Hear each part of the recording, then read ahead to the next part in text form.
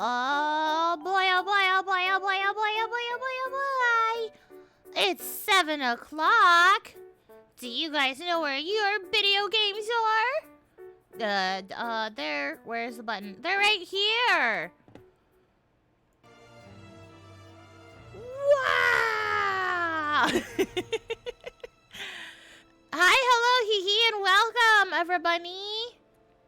We're here for, I don't know. Well, I've been calling it Novella November so far in my noodle, cause I like, I like the.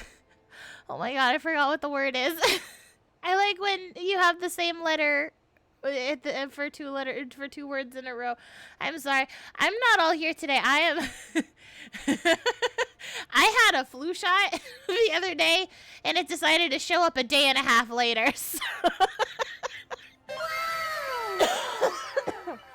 Oh wow! Thank you for the follow. Welcome to the Mimic Manor. I'm sorry that this is your first impression as a sick gremlin, but please make yourself at home and have a seat and get yourself a snacky and a drink and get cozy wozy. My name is T. I am your humble host today, as we are playing a demo for a game that is actually still on Kickstarter right now. The link I set to pop up in chat here and there just to kind of show you guys. But if you look up the title, the Kickstarter comes up right away, as well as you can find their Twitter. I refuse to call it Ekusu, so it's Twitter. But, alliteration, that's the word, thank you! I like alliteration. Hi, guys! Hello, welcome! I'm here to play your game today! I have a habit of backing things on Kickstarter before I play the demo, because I go, ooh, pretty! Because we gremlins like shiny things, so... I was playing around in the preferences and stuff before starting, and I thought this was really cool, and I wanted to show that you can, like, change it to friendship instead of romance. Like, if you want, like, platonic stuff, I'm assuming, rather than romantic, which I think is very nice. It's always a nice touch. And then you can adjust, like, the text type and the font size and everything, which is delightful for those who have difficulty with certain fonts or colors. I just wanted to show that. I thought that was really cool. I like that kind of ability to change things.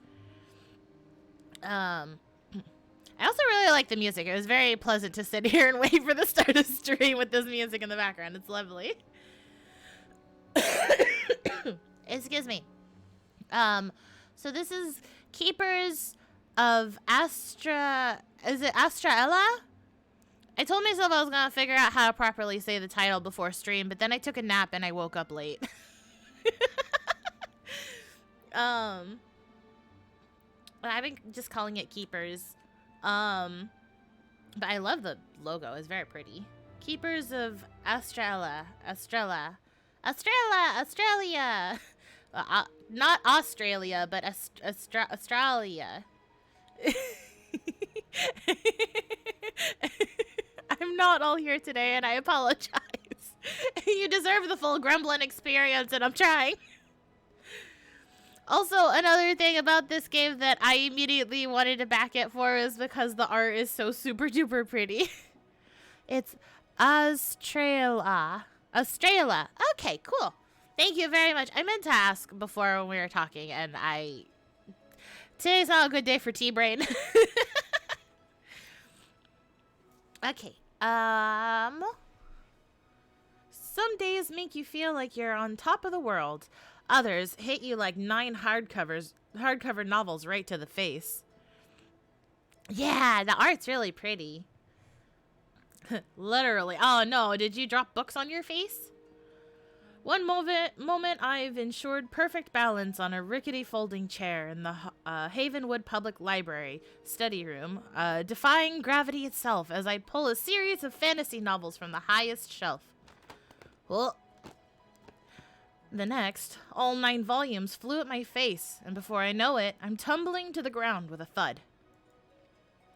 As I lay sprawled on the ground with my favorite childhood book splayed around my head, I meet the concerned gaze of a 10-year-old boy hovering over me. I want to tell him the novels are enchanted by the malicious wizard in their pages, or perhaps I can balance the fumble on the klutzy jeans and a fair amount of bad luck. I might actually need to change the font. Hold on. There we go. It's cute and stylized, but for some reason my brain is not not handling it well. Ah, there we go. Okay. Excuse me. Anything to cover up the embarrassing truth of dropping the stack while lost in a vivid daydream. Miss Hale? The boy puts his hands on his... I know he's not like a 4-year-old boy, but I... Child have small voice. The boy puts his hands on his knees as he bends down to examine my non-existent wounds. Are you alright? Should I call an ambulance? No. I sit up frantically and wince at the sharp pain sparkling from my tailbone. I just got woozy, that's all. Turning to face the disaster of half-open books, I shove each one into the boy's cardboard box before handing it back to him. He blinks in surprise at the weight in his hands. Isn't that kind of serious? The way he stares into my soul tells me he won't give up on the subject anytime soon. In fact, he's certain to return in 2 months, buried in late fees that he'll attempt to pay off with the last 2 quarters from his allowance, and question my well-being again while I override the computer so he can return the books at no cost. Ah, a truly dedicated librarian who only wants children to have access to reading books. How delightful. It's an internal merry-go-round of debt and bartering, but one I can't help but forgive. I rack my brain for an excuse. Just a blood sugar thing. No need to worry about. Or nothing to worry about. I can read. Watch my reading skills. Excuse me. For a moment, I'm convinced the young boy will stare me down until the library closes. His eyes laser into mine intently for the longest time before he nods, seemingly satisfied with the fibbed response. After looking back down at his latest literary treasure trove with a sparkling grin, he spins around and jaunts towards the circulation desk with a box almost bigger than himself. I can't help but chuckle. The hushed tones of the library return as I stand, patting down my head to catch the flyaways that slipped from my French twist in the fall. I tuck the strands behind my ear and pray no one will notice before I can scurry to the bathroom and secure them once more. What are you talking about? Your hair is flawless. Flawless. Besides, a somewhat messy braid is actually kind of hot. Trudging back down the aisles, I return to where I abandoned my library cart to help the boy retrieve his desired books. A stack of brand new editions stare back, taunting me with their new book smell and unbent dust jackets. Oh, that new book smell, though. It's been months since we've gotten clearance to buy a shipment this large, but while the thought of fresh reading material fills me with excitement, the task of putting each volume on the shelf is far from my cup of tea. Not right now, nor this morning, and certainly not the entire past week, which is why 2 carts have remained behind the circulation desk until the last possible moment, untouched and collecting dust. Mindless shelving makes me sneer on a good day, let alone when I'd much rather be doing something else. And on a good day, with my brain working in proper order, I would have heard footsteps approaching as I grabbed the cart handle. The blood sugar thing? The teasing voice nearly jolts me out of my skin. I whip around to find myself staring up at a tall man, whose arms are crammed with 2 cups of coffee and a box of fresh donut holes. His hazel eyes brim with mischief. Looks like I brought the right stuff.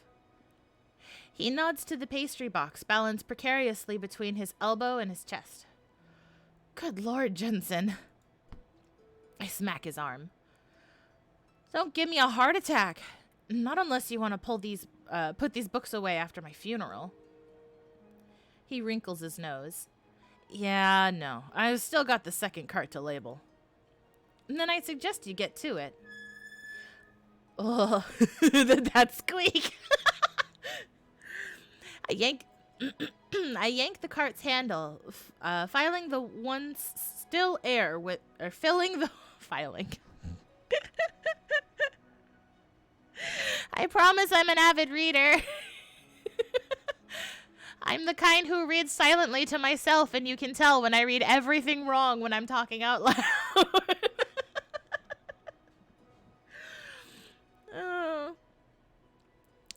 Filling the silence, the once still air with its incessantly squeaky wheels. A clattering noise brings my gaze down to find the metal folding chair blocking my path. Don't tell me you were just standing on that death trap.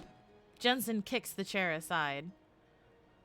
One of us almost snapping their necks on that thing is enough. The thought of his similar spill makes me grimace. He hadn't been working at the library for more than a week when the head librarian shipped him off to the romance nook to fix an overhead lamp, assuring me it was simple enough a task for him to accomplish by himself. 5 minutes later, the entire place heard him take flight, slam full force into a shelf, and bring dozens of harlequins crashing down with him. I try to shake the memory. Ugh. How did you not break your neck? I drink my milk. Jensen lifts the... Got milk? Jensen lifts the smaller coffee cup to his lips to conceal a devilish grin. Good for you. At least all I'm walking away with is a sore tailbone and a bruised ego. You could have used the stepladder from the maintenance room. 6 months working together, and you expect me to drag my butt to the other end of the building? I think not. When I back my cart past him, his broad shoulders shake in a silent laugh.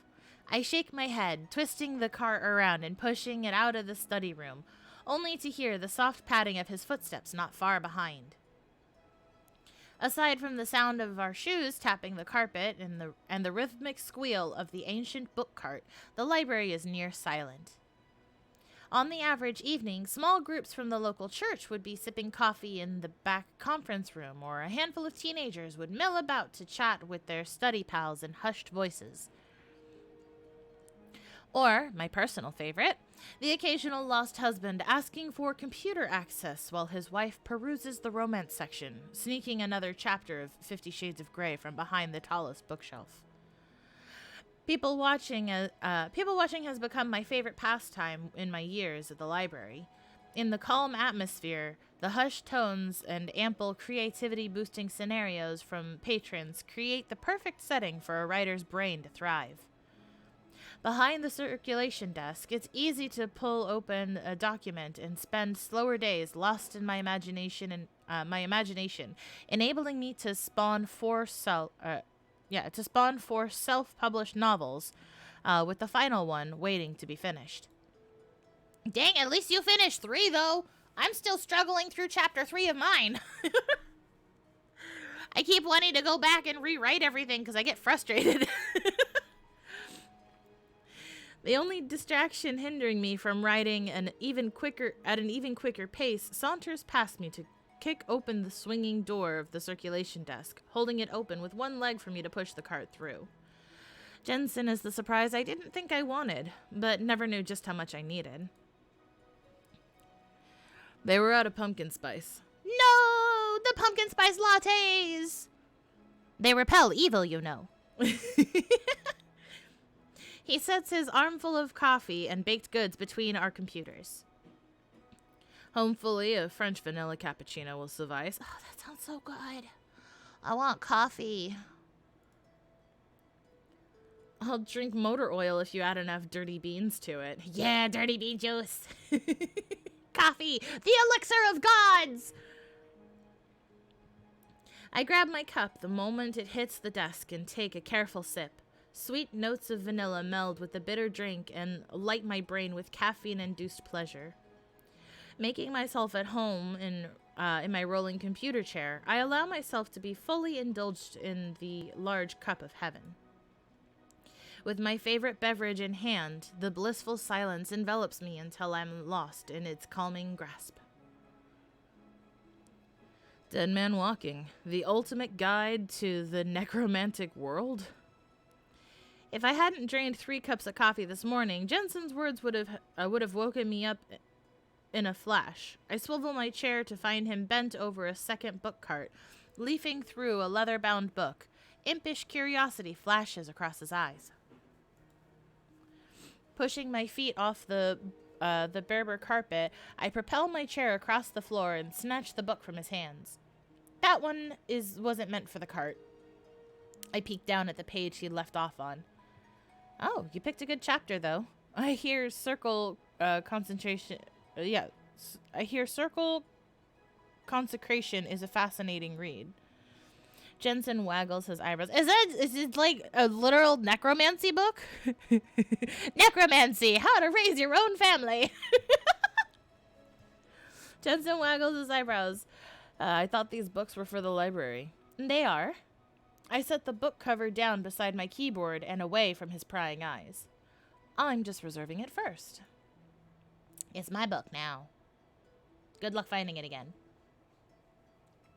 A dry laugh leaves his lips as he plops into his own office chair. He reaches for the box of donut holes and pops open the flap.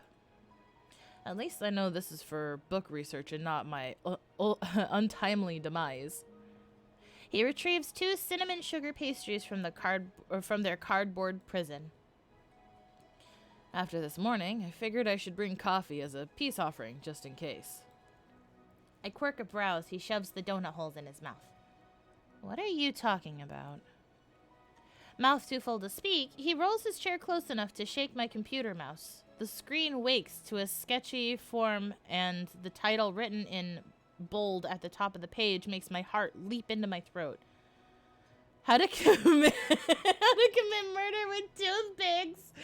Wow. Hi, Jelly Bear. Thank you for redeeming first. Welcome to the manor tonight. I hope you've had a lovely day so far. No. Listen, I finished his story today, though. I finished it. I saved him. And now he can heal. It's the only thing I did today.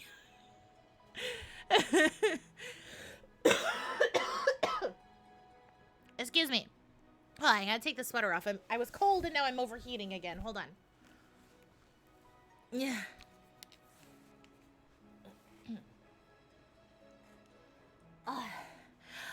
Also, there was a new patch today in Baldur's Gate 3 and it broke my game. My cleric went on strike. I had to hire a scab. Yeah, they sorry to break topic of the game, but they updated a patch today and it broke one of the characters. Like, for me, it was Shadowheart, and then later it was Halsin, but, like, one of the party members will, like, stop following you, and it's very annoying to deal with, because I'm trying to play as my character, but I have to run around as a different character, otherwise they won't come. But we'll go over that another time. Right now, we're playing a demo. We're playing a demo for a game that's currently up on Kickstarter. It's got, I think it was, like, a week left. And I backed it, and now I'm playing the demo because I do everything out of order. But we work at a library, a brilary. I listen. When I was little, I wanted to be a librarian, to be surrounded by books all the time. I wanted to be a librarian, or I wanted to work in a bookstore. That was the dream. Just have books around me all the time. I actually need more bookshelves in my room, but I have nowhere to put them. So my books are just everywhere. But right, we got caught apparently looking up how to murder with toothpicks. Is that like an actual form, or did we post that on there? Jensen swallows his mouthful and laughs. With a grin dancing wide across his lips, he leans in close enough for his musky cologne to overpower my senses. Yeah, being a librarian is such like a dream job though, because it's like you get to be in a library all the time, and since it's supposed to be quiet, you can't get overwhelmed by all the sounds. Like if you worked retail, like a particular gremlin did once for their human job, um, and it's a nice environment. I spent a lot of my childhood in libraries. Because I that's the only way I was able to read manga as a child. That and borrowing from my friends, but you know.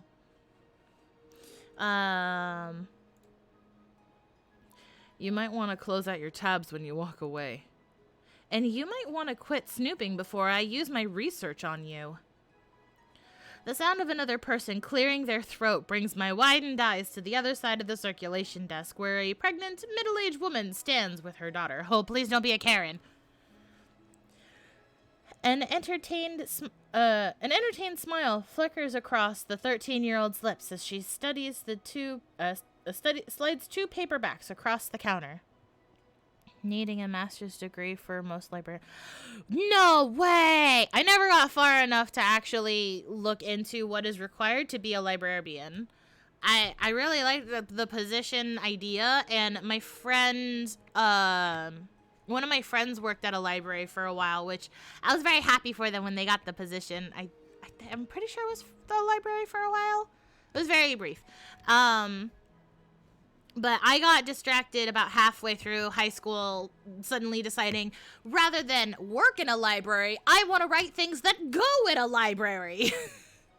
So I tried to be an author, and I'm still trying to be an author. But I have no time because I want to do a million other things at once because my ADHD will not chill. Drink some Gatorade.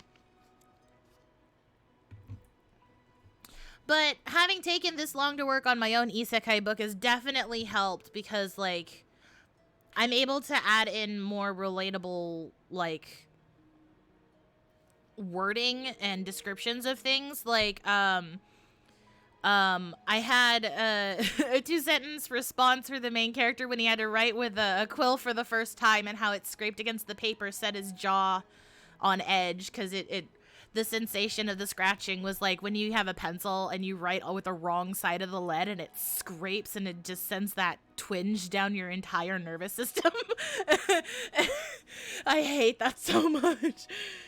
But yeah, I am trying to write, and maybe someday I'll do like a, if anyone is interested, I'll do like a redeem or something that you guys can attribute points to, where I read like the prologue or the first chapter or something.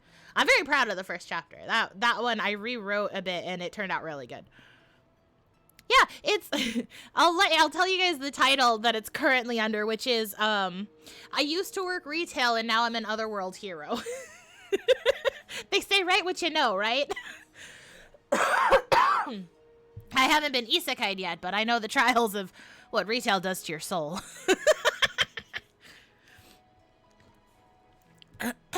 But someday I might go more into detail about that. I've been letting a few friends read the rough draft. A shortcut through the galaxy. Ooh, color me intrigued, Jelly Bear. I would love to take a peek at some point if you ever feel comfortable enough with sharing a little bit. Working with an indie author to make this game. It's adapting her book. No way! Is the book available for me to purchase and read? Maybe eventually. Okay. Just keep me in mind. I love reading things. I have like 7 light novels I'm supposed to be reading right now. It's called Vision. Oh, wait, I need to write it down. Hold on. I'm gonna just copy the text. I'm gonna just throw this in Discord, so I apologize to Riley for the random message. Okay. That way I remember to look it up later. Okay, cool. I love reading stuff that, like, has been adapted into other things, so... Okay. Exciting. New reading material! Okay, Okay, yeah. Entertain. So 13-year-old slides 2 paperbacks across the counter. Jade! I put on my bravest face and brightest, most innocent voice before turning to the girl's mother. Ooh, that makes me so excited! I can't wait to read it. Mrs. Singer, good to see you again. Ooh, I could practice my customer service voice. Oh, okay. After elbowing Jensen in the ribs to make him slide away, I grabbed the books from the counter and flipped them over. Their worn covers sent excitement coursing through my veins. Kind of doing the same thing. I technically finished The Shortcut Through the Galaxy. I was like, let's make a visual novel. Oh, very cool. Oh no! Hurry and buy some more Pokeballs to catch that ghost! We finished your latest book last night. It's wonderful to have such a creative author right here in Haven. Is it Temris? Did I read that right? Is it Temris? I'm very terrible at pronunciation. But I think Temris, like Temis, like Thames, in Final Fantasy 14. Is it Themris? Do I pronounce the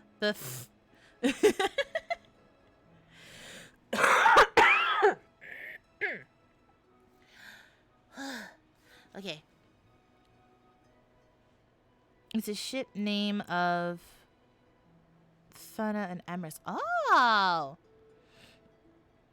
Oh. Thana and Emrys, so Themris. Ooh. Okay. That makes more sense. Does Themris ever become canon? Jade's interruption brings warmth back to my cheeks, spreading quickly to my ears until I'm sure my entire head is consumed in a ball of flame. Yeah, it's called your hair. A soft laugh from Jensen brings no comfort, and when I fire a pointed glare in his direction, he quickly averts his eyes to his snack.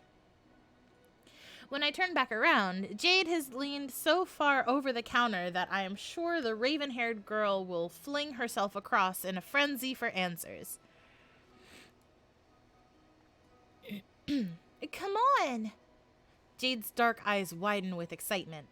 I won't tell anyone. It's gotta happen soon, right? Oh man, I remember screaming about my ships and books. I still do! Jensen mutters under his breath, just low enough for me to hear. They've only had sexual tension for 4 books. Listen. Everyone around me must be able to feel the heat radiating from my skin as I swallow down my mortification. In these moments when I wish I could fake a computer crash and call on the head librarian to fix the issue while I hide in the break room, clutching the cappuccino to my desk. That excuse came to a halt 3 months ago when I took over as Miss Prescott's second-in-command. She won't take kindly to my excuses. A writer never reveals her secrets. My voice comes out in a much higher tone than I expected. Hey, same! You'll find out how Thana and Emrys stories end when the last book comes out. It'll actually answer everything? Like, everything? I rub the back of my neck. The only thing worse than my coworker whining about my character's lack of intimacy is a theory-loving kid full of questions. What do you mean? I avert my eyes to check the books back into the system. Jade scrunches up her nose. Some of it just doesn't match up. Like Thana's friend, Amaya, she's been popping in and out of the book, and we still don't know what she is or why she's there. If Emrys is a phoenix, why can't Thana touch him? Isn't he, like, immortal? As I struggle to untie the knot constricting my tongue, Miss Singer passes me an apologetic smile, but the squeaking of Jensen's chair only furthers my desire to disappear from the conversation. He leans against the desk to rummage through his donut box again with a knowing grin. You'll be more than satisfied. Ava's got an incredible ending on her hands, with toothpicks. Oh. I'm gonna use the toothpicks on you, sir. Call it research. Oh, food is here. I'm gonna have to eat my tomato soup without my grilled cheese because I need it for my throat. A spoon. A spoon. A spoon. Sorry. My bestie just walked in with food. One swift kick to the shin makes him wince. Ooh, my grilled cheese. I got grilled cheese and tomato soup. A classic for when you icky sicky. What? A tomato. Thank you, Val. Do you take the bread? Or do you don't give me the bread. I already have enough bread from my sandwich. It'll put me too high in carbs. I'm just gonna take a sip. Oh, that feels like heaven on my throat. Okay, that feels much better. One swift kick to the shin makes him wince. He shoves the food in his mouth and glowers at me, but doesn't press the subject any further. Thankfully, when I turn my attention back to our patrons, the young girl is backed away from the counter with slightly less skepticism in her eyes. Miss Singer pats her daughter on the shoulder. See, you'll find out the ending soon enough. Has it posted the thing for the... There's the Ko-Fi stream bot, but is my other one not posting? I have to keep an eye on my chat, make sure, because it's supposed to post the link for the Kickstarter. Hello, Harley Barley.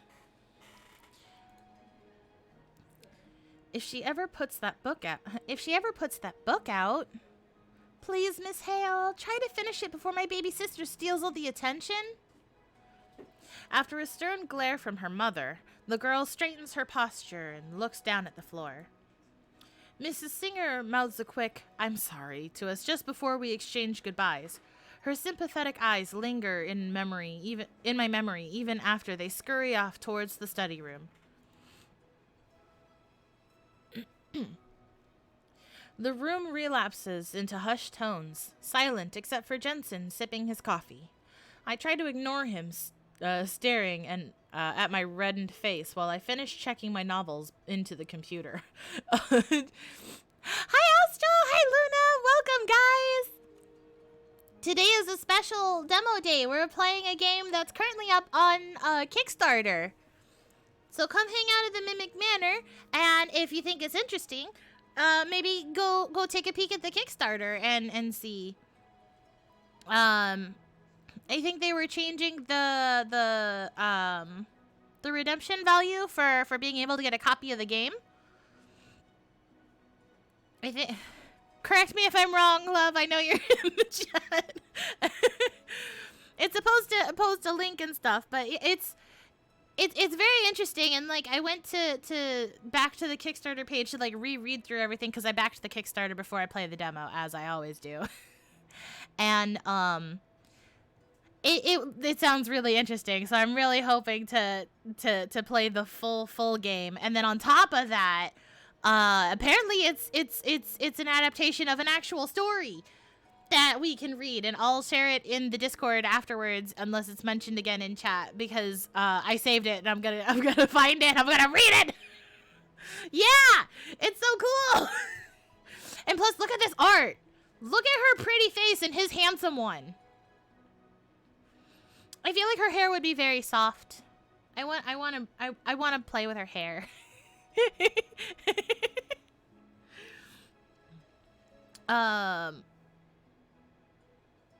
Okay, yes. I was just gonna comment, I personally would feel absolutely embarrassed to check my own books into a library, so I kind of feel her flushed face, her embarrassment.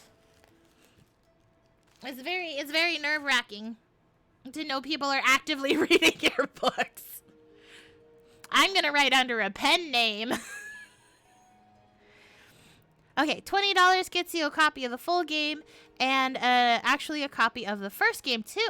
Ooh, okay. I have to check on the thing I backed. I think I did an early bird one, but I might. I think I get paid before the Kickstarter ends, so I might throw a couple more dollars down to up my level, because this, so far, I'm very intrigued. Even though barely anything has happened because I keep stopping to talk.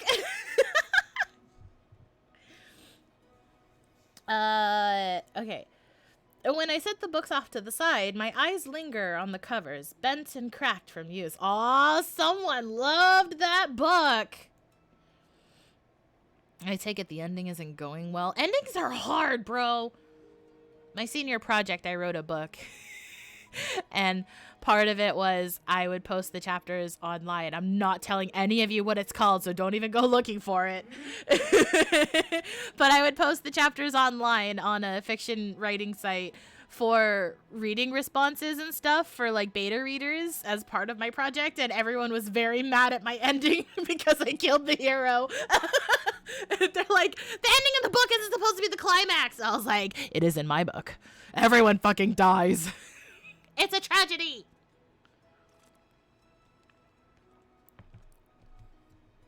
But endings are hard. They're definitely hard. Bringing my fingers to my temples, I massage them slowly to ease their dull throb. Bro, one of my books I made myself cry because I forgot I could. When you're going to like the fish and oh my gosh. I am among my people. You guys understand. I had a pair of twins in my book and I killed one of the twins. Everyone was really mad at me for that.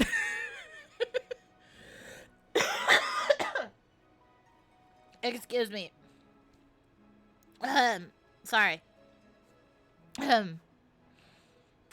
I think tomorrow when I go to my haircut, I need to pick up some cough drops. Just a little bit. I'm sorry if it sounds gross. I'm trying not to cough so much. Oh yeah, it's more fun to not hold back. You gotta make the rest in peace, little Greg. Aw, poor little Greg. He just wasn't big enough to make it. If by not going well, you mean me slamming my head against the keyboard, hoping it'll produce something better than what I've written, then, yeah, I don't think it's going well. Kinda wondered why you needed that spell book over there. Jensen nods to the textbook beside my keyboard. Need to revive dead inspiration. Ba-dum-ts. I try not to laugh, but his amusement over his own joke is hard to resist. I wish it was that simple. Jensen pats me on the shoulder. He sneaks a sideways peek into his pastry box and, after a brief hesitation, holds it out to offer the last 2 donut holes. I shake my head and he plucks them out for himself. You're a brilliant writer. I know you'll figure it out. And when you do, I'll be the first in line to see how it plays out. Aw, we all love a supportive lad. Maybe tonight's D&D session will do the trick. Yeah, D&D. I'm actually basing a lot of stuff from a D&D campaign that I have had on hiatus but was DMing. Reflects a lot in my story. So I know that feeling. D&D helps the creative juices flow. Jensen's eyebrows shoot up. For months, he's been avidly asking about the Dungeons and Dragons nights I share with my friends, and every week, it's become harder and harder. It's become harder to resist asking him to join the party, but overwhelming him with a long-running campaign was the last thing I wanted to do.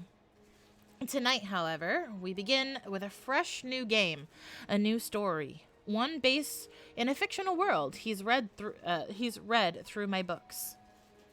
Why don't you join us?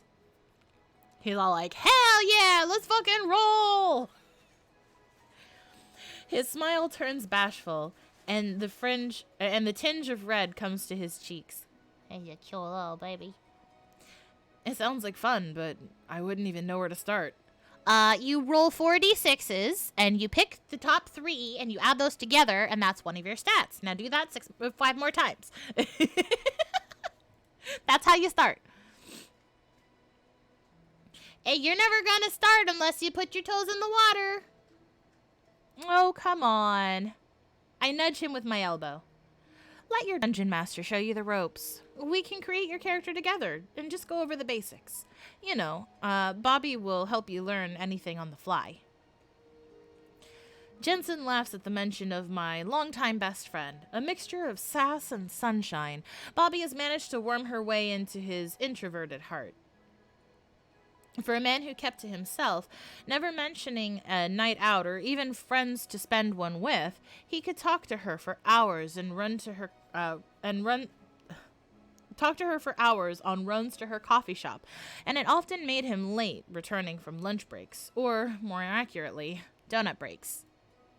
I'll think about it. He folds his arms, seeming to mull over the invitation. I mean, no pressure, but it'd be fun, and everyone's welcoming. We play 5e. We're all friendly. It's a positivity-only group. No negativity allowed. I will beat the snot out of anyone who tries to shame you for being a newbie. Don't worry about it. Just let your feral DM lead the way. I can show you a world.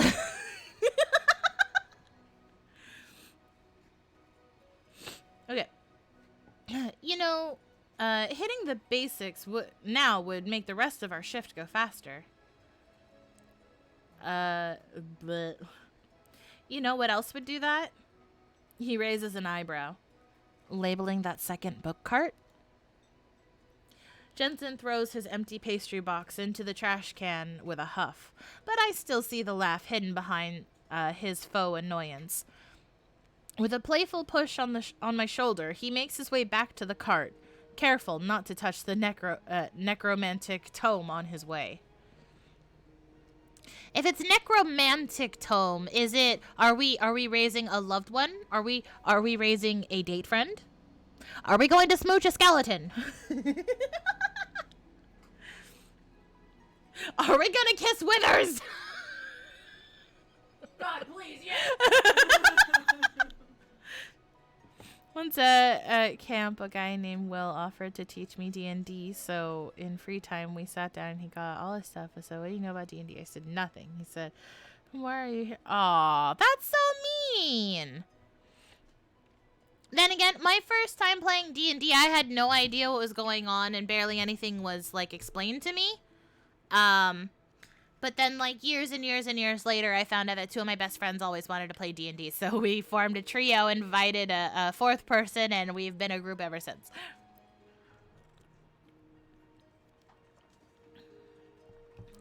Well, shame on him for never trying.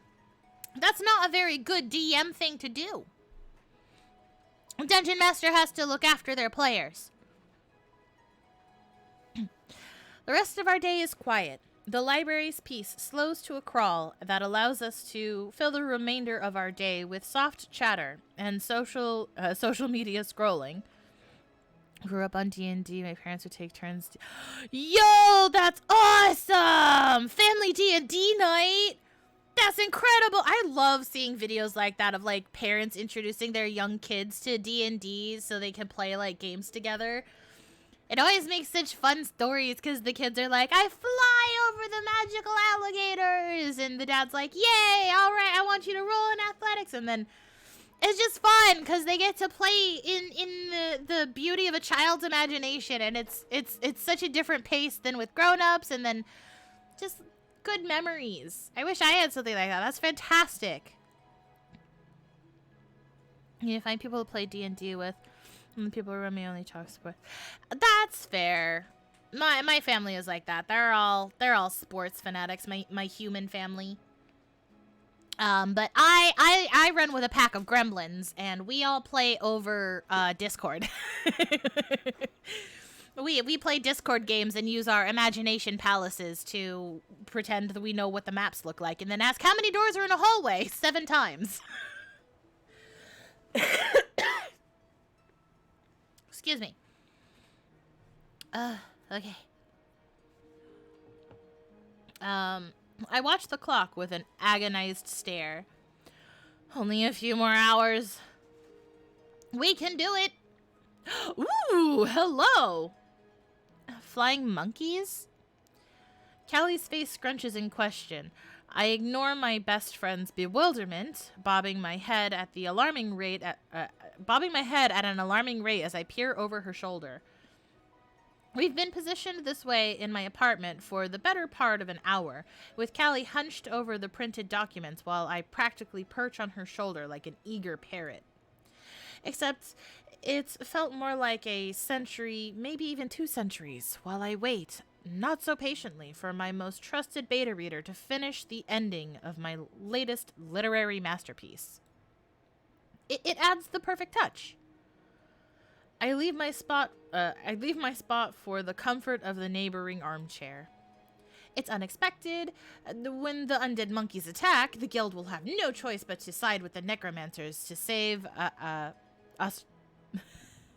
I've already forgotten how to say it. Astraela. I'm so sorry. I'm the dumbest gremlin you will ever know. To save Astraela. Callie blinks her tired eyes, unfocused while they search my expression. It's like she's trying to figure out the punchline of a joke I haven't told, and suddenly my smile feels much heavier. Eva. She drums her fingers on the arm of her chair. I get where you're coming from, I do. You want to catch your readers off guard, but doesn't this idea seem a little out there? Her fingers thud harder against the wood, and her gaze falters, but the silly smile stays plastered across my lips. I wait expectantly for affirmation to follow her gentle criticism. Seconds tick by in awkward silence. My facade crumbles. Shifting uncomfortably in my seat, I straighten my posture and fight the downturning of my lips. The attempt is in vain, however, and the smile finally falls. Callie leans forward to put a hand on my knee. It's not bad. I think it could just use a little... It's terrible. Standing, I let her hand slip from my knee. I rake my fingers through my hair with a long huff. I've tried everything. What kind of writer am I if I can't come up with a decent ending? Another uncomfortable pause drops between us, with me continuously stroking my hair and Callie nipping at the dead skin on her lips. Our eyes avert to the floor, the wall, the collection of pop culture knickknacks scattered along the shelves of a nearby bookcase. Anything but each other. I swipe at my watering eyes. If it wasn't for the company sitting across from me and the promise of another friend joining us at any moment, I would race to my room for solitude. The recliner squeaks as Callie stands, placing a gentle hand on my shoulder. You have a gift. Her voice is dropped to a softer, more encouraging tone.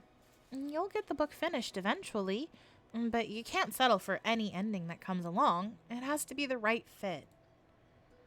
And what's that? Because I'd really like to know. That's up to you to find. But building a 5-book war between light and dark and ending it with a peaceful handshake over flying monkeys isn't the ending you're looking for. She's right, and I know it. Lately, it's felt like every word I type is wrong, and writing one paragraph of presentable material is like pushing against a brick wall. After multiple attempts, the feeling of defeat has settled so deep into my bones that I've nearly resigned myself to never finishing the series. A gentle shoulder squeeze brings my gaze back to Callie's eyes, so plagued with concern that their usual blue hue has faded to a stormy gray. She looks as though she wishes to vanish into the shadows of her clothing. Her clothing emanates. Maybe you need a break. What I need is some strong coffee and a rousing game of Dungeons and Dragons. With that, I shake her hand away and give her a reassuring smile, as if my soul hasn't crumbled into dust under the weight of my wavering creativity. I turn away to conceal the fraudulent expression, making my way across the cramped living quarters and through an archway on the far end of the room. Safely in the confines of my kitchen, I let loose a heavy sigh and select my favorite dark roast from the countertop rack of single-serve pods. Maybe this really is my problem after all. Maybe I can chalk this afternoon's god-awful writing session up to drinking far less coffee than the average day and start over with a fresh mug. Seconds pass before the air is saturated with the soothing aroma of my favorite brew. It trickles steadily into a custom-made tankard, one with the Australian sigil burned into its wooden sides in intricate detail. Closing my eyes, I can almost hear patrons bustle within an old tavern north of the village of Edinburgh, sitting just off the path at the edge of the Formere Woods. The Elysian Lily's brightened interior buzzes with life as the nightly diner rush brings in Why am I struggling so hard on a simple sentence? Buzzes with life as the nightly dinner rush brings in travelers from across the land. Boisterous laughter echoes from two halflings at the bar, who watch their friend turn trinkets into toads with simple incantations. Sprites flounce from table to table in drunken stupors, balls of color firing between tavern dwellers' heads. But my attention remains on a humanoid couple in a shadowed corner booth. They speak in hushed tones, careful not to bring attention upon themselves as they indulge in luminescent brews from tankards much like the one under my coffee maker. The first is a youthful woman, clad from head to toe in black leather, whose sea-green eyes shift to keep careful watch over the crowd. Her finger twirls strands of midnight hair, absent-mindedly, a nervous tick that's called her bluff more times than she'd care to admit. Meanwhile, the man at her side is unbothered by the surrounding ruckus. Though not much older in appearance, a childlike glint shines in his amber eyes with every sip of his drink and drag of the herbal blunt between his fingers. Oh. But who were they? 3 sudden knocks throw me back to reality so fast that my own kitchen startles me. I've had that happen before. I blink rapidly, heart thundering and head racing from the surrealness of the scene. Part of me wishes to shut my eyes once more, to make my characters show me the ending I desire, but the sounds of their favorite hangout have already faded, muffled under the light knocking at my door. I'll get it. Her footsteps thump hurriedly to the door. I pull my mug from the coffee maker. A quick sip of encouragement makes me wince, the scalding liquid numbing patches of my tongue. For a moment, my eyes flit to the liquor cabinet on the other end of the kitchen. Gotta Irish up that coffee? A strong cup of joe can fix most problems, but stronger assistance never hurts. I shake my head. Alcohol will have to wait until my next writing session. Without additional company, and judging by the excited chattering bubbling through the apartment, that company has arrived in full force. Bobby can be heard long before she's seen. From the pleasant trill of her voice to the audible skip in her step that always creates a stir with the tenants below, she always knows how to make her entrance known. Not that many minds, however. Not when the kind woman radiates glittering beams of the brightest morning sunlight. After another searing gulp, I grip my mug tight, slap a smile across my lips, and emerge from the kitchen. Hey! She's so cute! Honey, come look at the cute girls on my screen. Oh, look at so them! Cute. All 3 of them are so cute. All of them. I love her bright ass yellow skirt. She really pulls that off. Mm-hmm. Gosh, Bobby is very cute, and so is Callie. I love Callie's hair. Yeah, I could see you pulling off that hairstyle. Ava! Bobby's sing-song tone carries carries melodically across the room. Hey, excuse me. Though my insides were twisted into a tightly wound ball seconds before, her outstretched arms ease my nerves long enough to share a bear hug with a bear hug my best friend deserves. Hell yeah, best friend hugs are the best kind of hugs. They're so warm and cozy and heal your soul. We stay wrapped up for a moment, swaying back and forth with gentle glee until Bobby disengages and swivels around. Her dark eyes land on the flat grid-lined board atop the coffee table.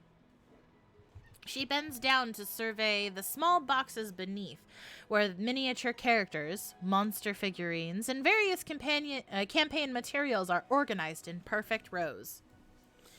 Tabletop role-playing games have long been a favorite of ours, and pride swells in my chest at Bobby's approval of the night's setup. Man, I want to play D&D, like, in person. I know it would be a lot of money to buy all the stuff now, but I want to play in person at a table just once.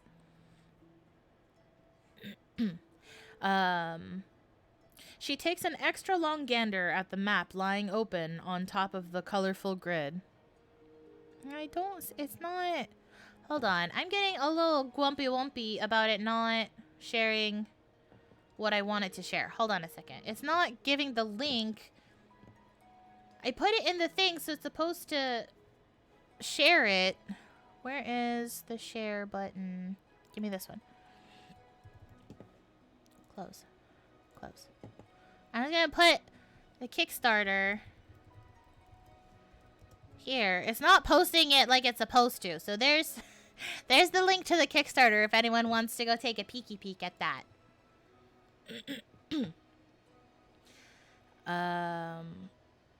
Let's see. Yes. She takes an extra long gander at the map lying open on top of the colorful grid.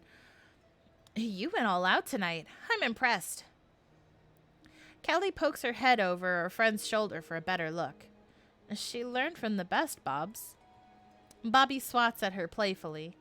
Of course she did. I train my up-and-coming game masters well. My nerves calm as I watch them examine the props laid out for the campaign. For the first time tonight, a genuine smile crosses my lips while they theorize about lore and fawn over the hand-painted miniatures of their characters. Even Callie's enthusiasm, usually muted beneath layers of cynicism and a sarcastic tone, bubbles over the edge. Is this everyone? Yep, looks like you two have the campaign to yourselves. Hold up. Bobby raises a finger in question. Didn't you invite Jensen? You were just telling me how fascinated he is over the game. Trying to ignore the heat flaring up my neck, I bring my mug to my lips. The coffee is still hot, but not scalding, unless my taste buds are still too numb to notice. As I lower my drink, Bobby's relentless stare is matched with an all-knowing grin.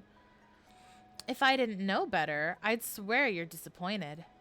Here we go. I thought it'd be fun. I find myself unable to look directly at either of my friends. He is a great guy, but he doesn't seem to have anyone to hang out with when he leaves work. Just thought this would give him some company. Bobby's gaze is searing. As the oldest member of our group, she's been around the block enough times, whether in relationships or most other parts of life I've just yet to experience, and words alone are never enough to fool her. Yet for some godforsaken reason, I've never stopped trying. What? My blush rises no matter how hard I try to suppress it. When Bobby's grin stretches wider, I know it's all over. Oh, hun. It wasn't just a kind thought, and you know it. I don't even know what you're... Don't stand there like you're innocent. Bobby wags her finger in my direction. You two stop by my coffee shop every day without fail. That man knows how to order your perfect brew based on the day, your mood, the phase of the moon. Don't you try to tell me he isn't someone special. Dang, if a man knows how I like my coffee that much. I'm just saying. Listen. Because it 100% changes depending on fucking I don't know how flirting works, but that man is my best friend now.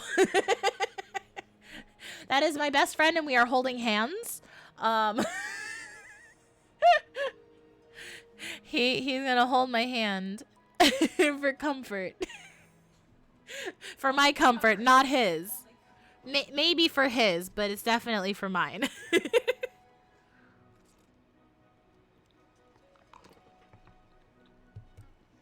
Excuse me while I sip more soup. Okay. I mean, listen, I would love to smooch Jensen. He's definitely in the top rankings right now. I would also like to smooch Bobby, and I would like to smooch Callie. Are they available for smooching or hand holding? Are they options to even just platonically hold hands and walk down the street together? I gnaw on my lip until the well, Callie is not an option. Aw. Well, that's okay. That is her choice. But Bobby is, though? I'm very happy to find that out. Hell yeah. I love that Bobby's an option. That's fantastic. I am all for that. Yes. I gnaw on my lip until the taste of blood hits my tongue. I quickly glance over to Callie, hoping to find some assistance with at least one person in this room. But she only shakes her head and laughs. It's nice to know I can only count on myself in moments of sheer awkwardness. Jensen is a great guy. He's just not my type. Please don't let him have walked into the room behind me. Is he really not your type? Or is it just because his name isn't Emrys? No comment. Listen, we all know fictional men have higher priority. That's why we're all here, right? Fictional men have higher priority. If my cheeks don't stop trying to burst into flames, I'll be reduced to a steaming puddle before the night's over. Okay. I clap my hands, stepping around my friends to put myself between them and the coffee table. We'd better get this game rolling, or else we'll still be playing when...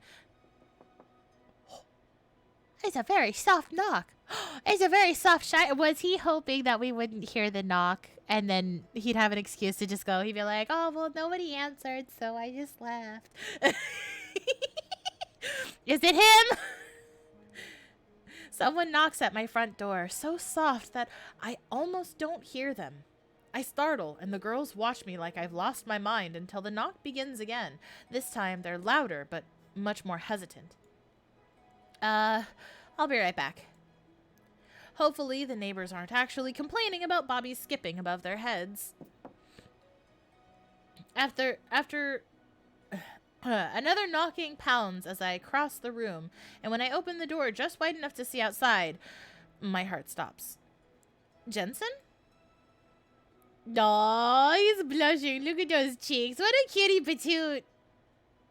He stands in the hallway, bearing a bashful smile, a binder pressed against his chest, and small drawstring bag that makes a familiar click-clack of dice. Ah! He's ready for the D&D! He's so cute! A toy sword's plastic hilt is tucked under his arm and nearly falls before he can readjust it. Ah, he's so cute! I want to play D&D with this man! I hope I'm not too late. No, never. I pull the door open wider. Come inside. The moment I glance back into the other room, Callie and Bobby's grins send my heart into a nervous frenzy. This isn't going to end well. While I try to ignore them, the persistence of their stares is overwhelming. I force myself to look away. So, Jensen, did you still need help with your character? Maybe. He tilts his head. I'm not sure. I found this pre-made thing online, and I think it's pretty cool. Show me the sheet! I want to read it! Let me see your stats! I get really excited about D&D, I'm sorry. A lot of my lore is very heavy D&D based for T. As I lead him into the living room, he greets the girls with a shy wave of his dice bag. I pass them a knowing look, like,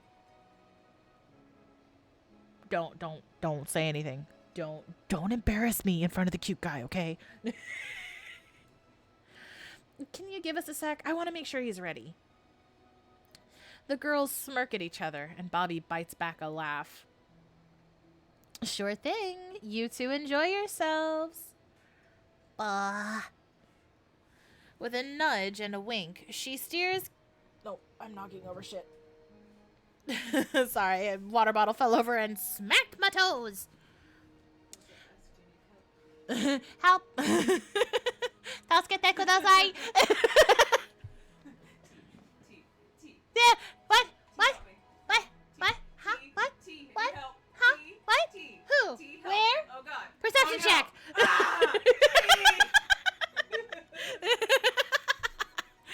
Sorry, it was something that happened when Ane was playing Baldur's Gate 3 the other day. I was talking, I don't remember what I was doing, but like the whole time they were like, T, help, T, and I was just like, blah, blah, blah, blah. And I was like, wait, what?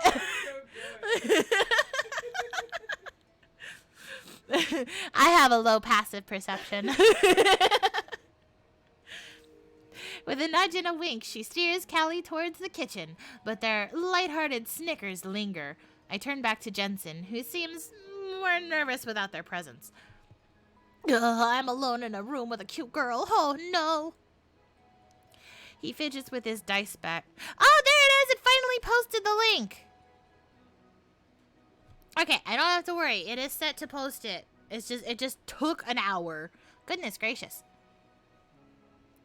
He fidgets with his dice bag, wrapping and unwrapping the drawstring around his fingers. His gaze periodically flicks in the direction the girls went. I pray they've stayed gone and aren't peeking inconspicuously around the corners. I motion to the love seat, and Jensen and I take a seat together. Slowly, he sets his things in his lap and pulls out his binder. Loose pages covered in a rainbow of highlighted text. Oh, it's so cute! I remember when I used to highlight all my books, too. I have like a million of those little like post-it note little sticky tabs that you put for notating specific pages in different colors. I have them all over my 5e book when we were first learning how to play. Loose pages covered in a rainbow of highlighted text nearly fall from the interior pouches. For some reason, walking in on a moment's notice, he's incredibly prepared. Still, he flips the dice bag from hand to hand with a rhythmic click, clack, click, clack, click, clack. I want the shinies. I nod to his binder. What have you created? A spell, a person. A goblin! He's a goblin! He's a goblin! Fellow gremlin! He sets his drawstring bag between us and opens his binder. It takes multiple flips through printed pages of notes and handwritten scribbles before he finds a pre-made character sheet. She's a necromancer. I thought that might spice things up with your lore. I start to laugh, but it takes me a moment to register what he's saying. A necromancer? I mean, it's perfect, but there isn't a class for that in this module. I had to custom build one of my NPCs. Or custom build for my NPCs. As I peer over his shoulder for a better look at his sheet, I recognize the formatting instantly. Half-Goblin is one of the main characters in the... Oh! Ah! Ah! There's a goblin in the game! I love it! I love it! I love it! I'm excited! I'm excited! I'm gonna meet my kin! I'm excited! That's awesome! I mean, well, there's more lore to me than that, but I'm excited. I love my fellow gremlins. Excuse me, soup sip. As I peer over his shoulder for a better look at his sheet, I recognize the formatting instantly. This is a different tabletop game, Jens. His cheeks flush. Aw, poor baby. I could have sworn I picked the right one. It's okay. We'll build you a new one. Shouldn't be too hard to convert over. May I? I hold out my hand and he unclips the binder to give me his sheet. As I lean down to open my own binder on the coffee table, I hear him fidgeting with his bag once more. It isn't long before his hands are beside mine at the table, setting down a plethora of dice. Is he a dice goblin? They're mostly six-sided, but since I have plenty of others to loan and he's still red-faced from his character sheet error, I say nothing as he begins stacking them nervously in small towers. Aha, the dice fidget! By the time I've located my notes for my custom-built necromancer class, I realize the sound of his dice is no longer present. I turn to find his hand hovering above his four-tier tower. A faraway look has taken over his face and his brow crinkles. Are you okay? Gesundheit! Thank you. Is there a second one? No. Dang it. I hope the mic picked that up. Your sneezes are tiny and adorable. Oh, the mic did pick it up. They say bless you. Damn it.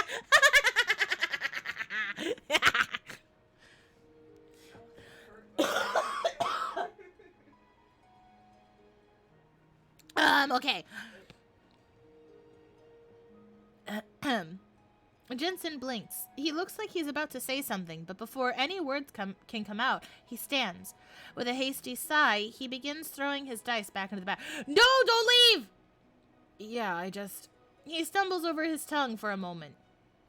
I think I had some bad burritos. I really need to go. Why are you leaving? Where are you going? Can I come? Wait, don't go. We were supposed to hold hands. Do you need to use the bathroom? It's just right down the hall. No, please. It's okay. He grabs his bag, his binder, and the toy sword that's clattered to the floor in his scramble. I should just go. You guys have fun, okay? No! No, but I want to play D&D with you. That's my love language. Play D&D with me. Oh, I'm sad. Jensen, is everything okay? Can I help? Jensen takes off, half sprinting to the door before I can even get off the couch. It feels like my heart is running off with him. I stand, waving his character sheet. Do you want your sheet? I'll get it from you at work. Well, he's in a hurry. Something's going down. Is his spider sense tingling? Is he secretly Spider-Man? I don't have time to utter a coherent response before he's out the door. My chest feels like it's caving in, and it's all I can do not to follow him. No, go after him! Just like in the romance novels. Thankfully, before I have the chance to attempt a chase down, Bobby peeks around the kitchen archway. Her once giddy smile has fallen. What happened? What happened? What happened? What happened? I don't know. I want to say, but the words refuse to leave. I stare at the front door as if it will somehow make Jensen walk back inside, but it doesn't. I guess he's not feeling well. I say finally. I don't believe myself, or Jensen for that matter, but I try to force a smile anyway. Bobby sees through it. She rushes back with Callie in tow, but when I turn to her, I shake my head before she can offer her usual hug. It's fine, really. Let's start, okay? I sit back down, not giving them a chance to respond while I fan through my pages of notes. Carefully, I tuck Jensen's character sheet near the back. I'll work on it later. Maybe on a night with proper preparation and no embarrassment on his end, he'll stay. At least that's what I tell myself. From the corner of my eye, I notice Callie and Bobby's share a concerned look before seating themselves around the table. Oh, sorry, I need to pop my ear. As they ready themselves for the game ahead, pulling out their own character sheets and snacks from their bags, I take a deep, calming breath. It's just another story. You're just writing it out loud. That is a good line. Surely it can't be much different, since the campaign is tailored around the one story I can tell in a heartbeat, my own. It's a trial run meant to test a fully customizable game based on the book series and donned with the same name, The Keepers of Astraela. Astraela. I'm sorry, I keep butchering it. I'm not doing it on purpose. I'm just dumb.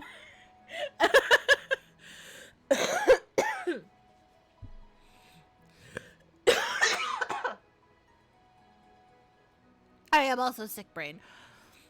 And providing I succeed at bringing the story to life on a battle map, the game will eventually grace my blog for readers to enjoy.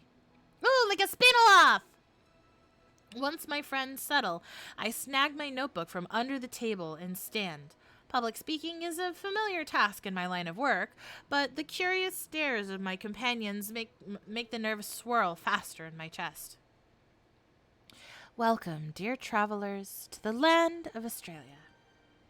My voice comes out clearer and stronger than I expect, as my instincts break through the sudden stage fright. For centuries, common folk have entrusted their protection to the Lux Anima Guild, a league of warriors tasked with by the kind to rid the land of evil. Callie is already at work, hastily jotting down every word in her leather-bound journal. Bobby scoots to the edge of her chair with a proud smile that makes my lingering nerves dissipate. Since the dawn of civilization, necromancy has been considered the darkest form of magic. The guild has taken pride in executing camps of necromancers, leaving nothing but ash and screams in the wind, on the wind, nothing usable for reanimation by others of their kind.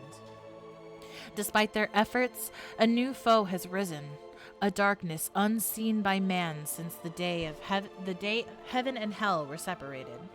Ooh. While many believe this is the necromancer's plot to grasp the powers of hell and seek revenge on the guild, you do not.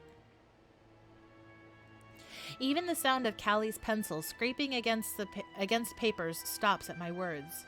I can hardly contain the excitement swelling in my chest. You believe the only way to banish the darkness is by finding What?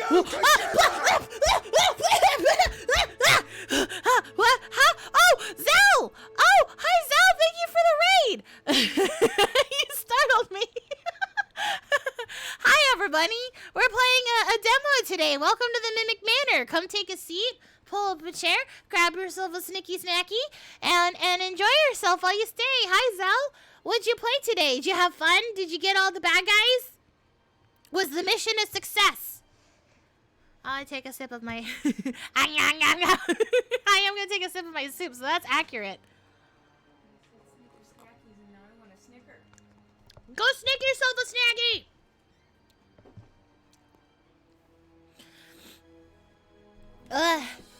But yes, today we're playing a demo. The game is currently still up for backing on Kickstarter. So if you guys like visual novels and you find this interesting, you could go back it. There's also a demo you can download so you can play if you want to see what the beginning parts you missed.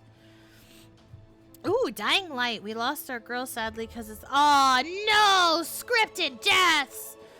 Not a fixed point in time! Those are the worst. It's like the start of the first Last of Us game. I played the beginning of it and then cried and then got stressed out in the first section of the game and stopped playing. But oh man, I'm sorry that thank you for the head puppies. Ooh, I'm glad that you had fun playing your game, but I'm sorry that you lost your girl. I give you head puppies back. Just pretend I hit the head puppies for you. Comfort pappies for consoling. Aw, thank you, Zell. I still have fun playing around with it. No, I need to finish my soup before I have any snicky snackies, but thank you. Oh, okay, thank you. Yay! Well, one of these days, I'm gonna be able to give you head pappies. I was gonna join your stream before I streamed, but I'm a little sick from the flu shot today, so I ended up passing out and woke up almost too late to stream. So, Hi, hello. Hello, Rebecca. Thank you for hanging out and joining in. Raid. Thank you for swinging by to say hi, both of you. Come along with Zell.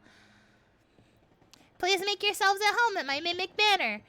Just keep in mind not to be too rough with any of the chairs that have a Lullo ribbon tied to them. That means they have anxiety.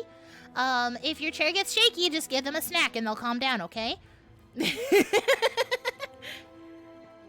All good. Rest is... Yeah, I have a hair appointment tomorrow. I'm gonna chop off all my hair, IRL. My human hair.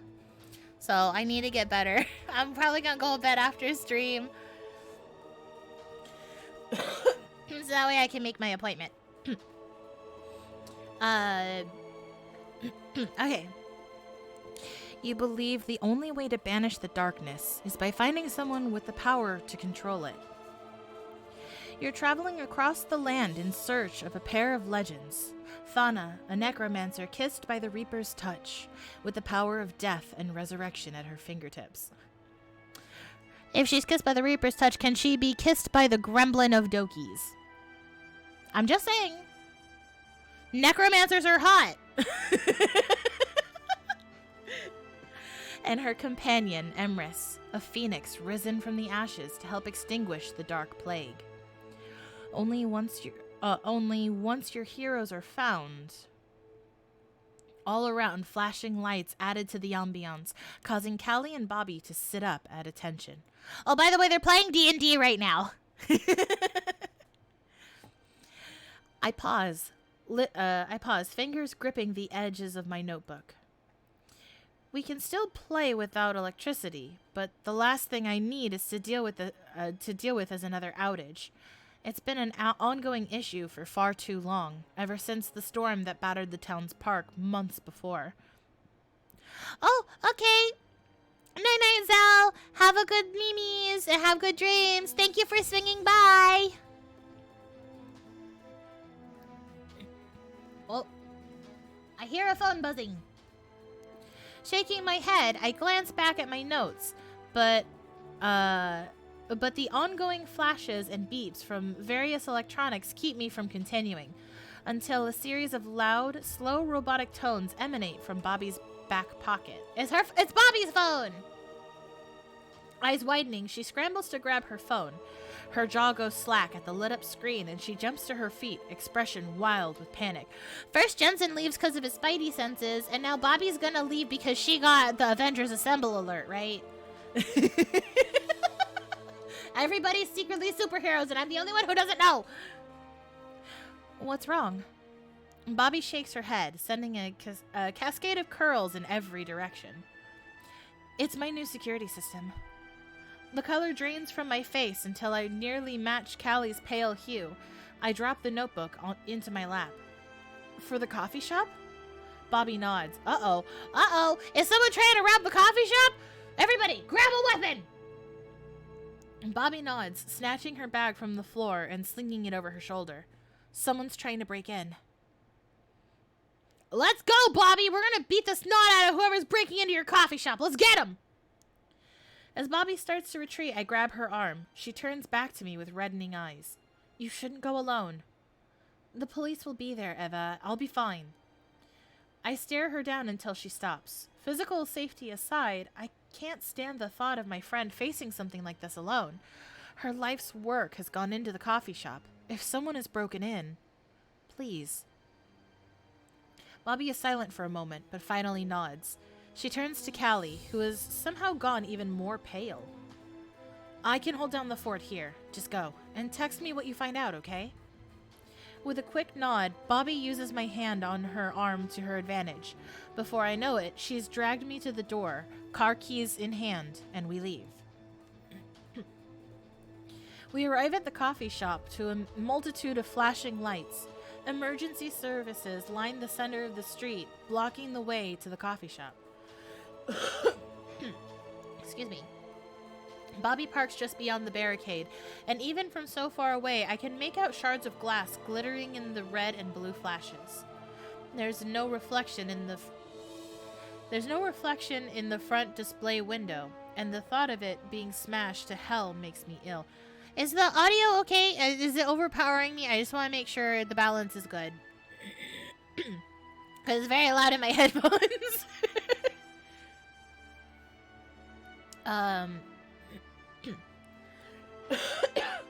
Excuse me, goodness. The downpour has grown heavier, nearly drowning out the hammering of my heart, but it doesn't drown out Bobby's shuddering breaths. Okay, I am noticeably louder. Okay, that's good. So it's just my headphones. Oh my god.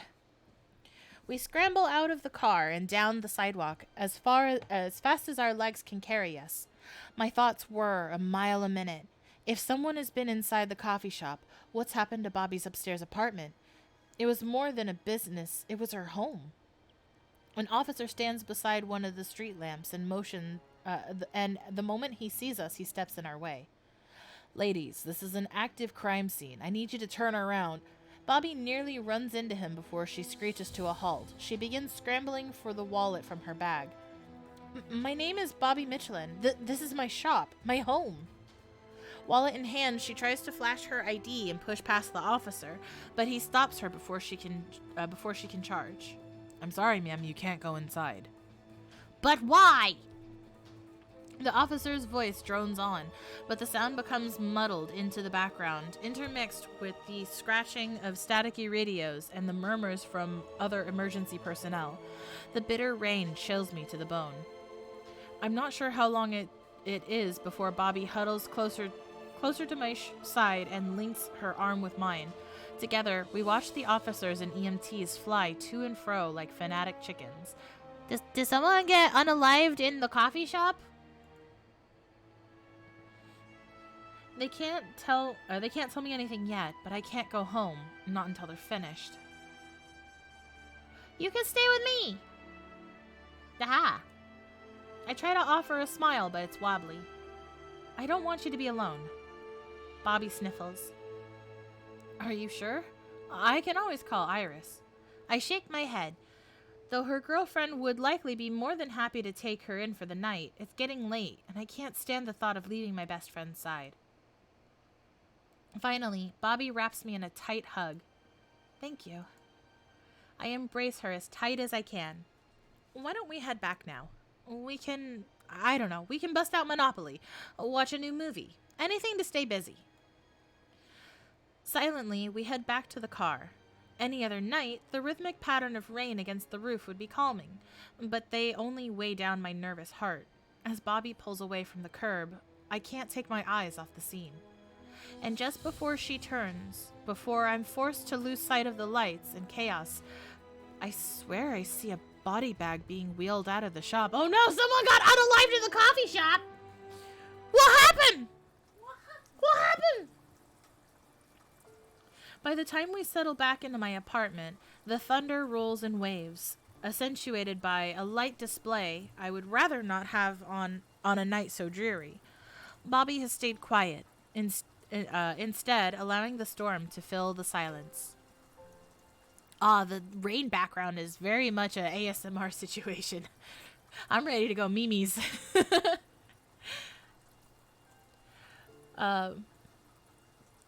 A seemingly endless stream of coffee has brewed in the kitchen and filled my apartment with the calming scent of our favorite blends, melding together in harmony as we sit side by side on the couch. Bobby lifts her latest mug to her lips. Thank you again. I lift my head. She's hardly spoken since we got back, and her words bring a smile to my face. It's just coffee. I have plenty of it. She nudges me playfully with her elbow. You know what I mean. You don't have to take my sorry ass in. She tries to match my smile, and it's clear she wants to sound like her typical, ever-teasing self, but it doesn't meet her eyes. Her softly quivering lower lip. Probably a decent stopping point after Eva goes to bed if you're sleepy. I should be okay. I listen to a lot of ASMR before bed. But I'll be all right. I still got eat all my food, so I can't go sleep. I can't go memes just yet. But I'm doing a lot better than before I started stream, so we'll see. The power of streaming compels me. Yeah, okay. This has been a nightmare, but it's helped to have you at my side. I can't imagine not being at your side. At least I'm more help here than, well, you know. At the coffee shop? Bobby laughs. You nearly set the kitchen on fire your first day. The blush rises to my cheeks, and for once, I don't fight it.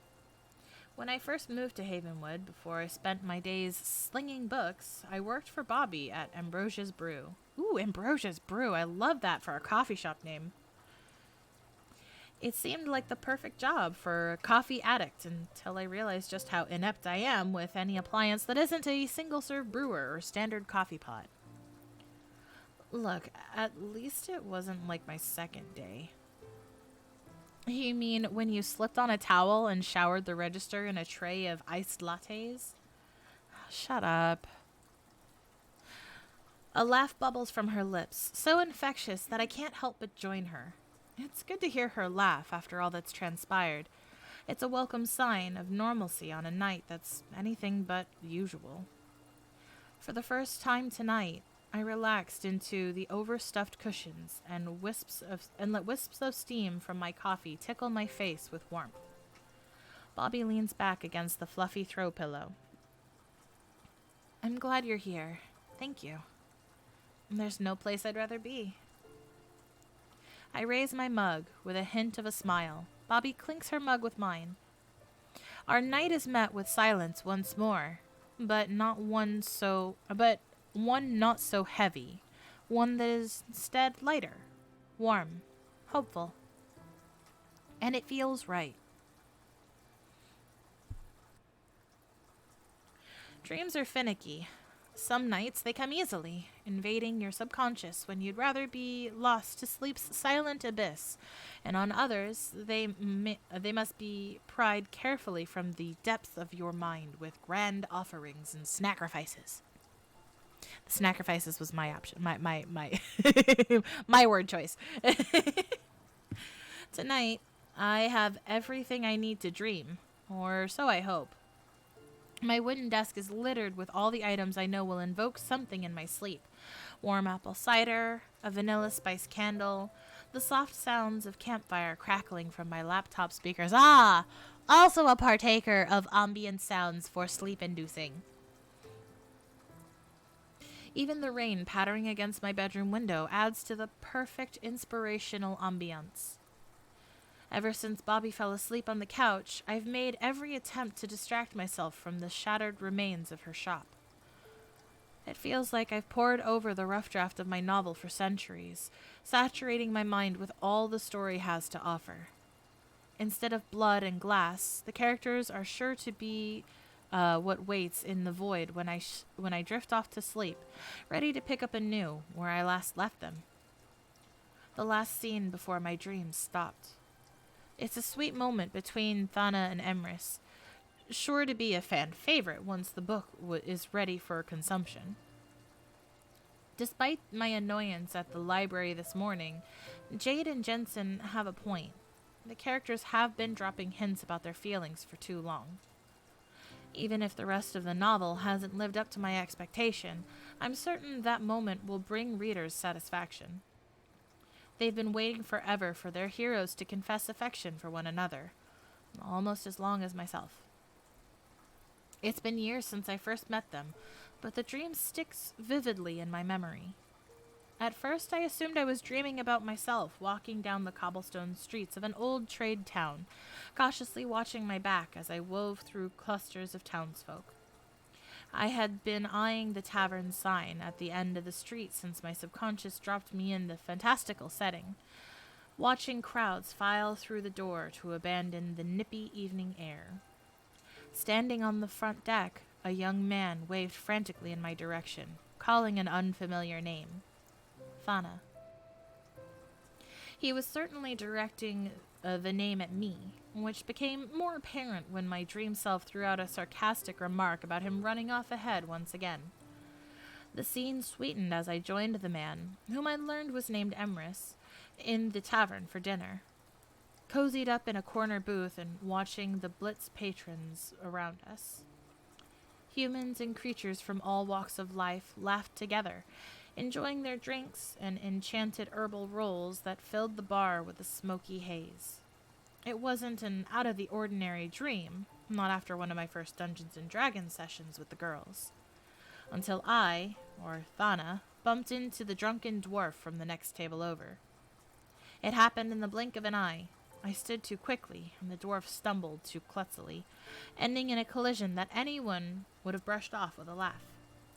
But the second my fingers grazed his arm, his eyes faded to a steely gray that stared blankly into my soul. He clutched at his chest, grasping for air he couldn't retrieve.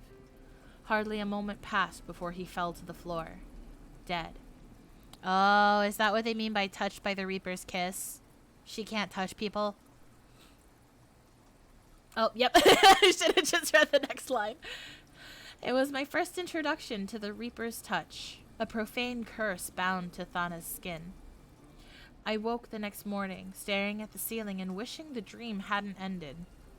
Not after spending the entire night following the two misfits as they dashed from the bar, raced into the woods, and spent the rest of their night walking along the river while Emrys calmed Thana down from a safe distance.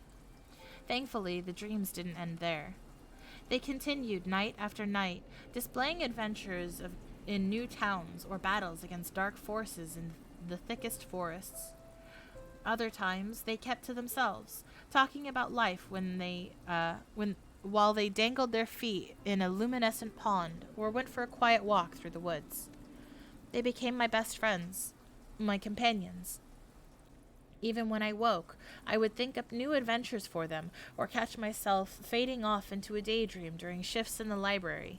I'm certain Mrs. Prescott is still sick of waving a hand in my face to bring me back to reality. But how could anyone help themselves?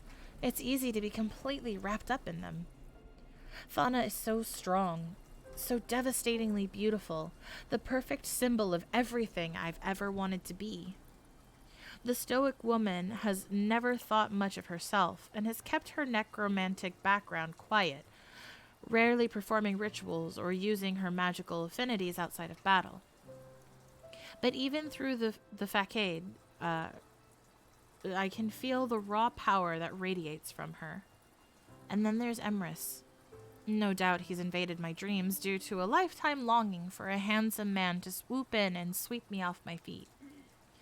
Emrys isn't the stereotypical man of everyone else's dreams, but he's always been one of mine. A phoenix, feared by man and beast, whose control over hellfire is unmatched. His power succeeds his friends, though instead of flaunting his abilities, I often find him wandering the Australian fields, watching the wildlife and enjoying a leisurely stroll in the sun. He loves the little things, and despite his immortality, he holds a certain innocence, like a child in a man's body.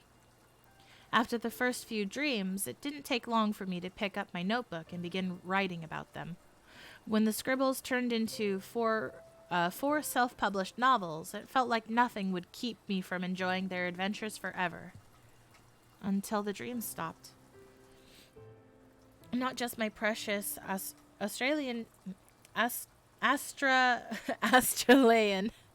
I keep feeling like I need to say it like that, or I'm going to say Australian.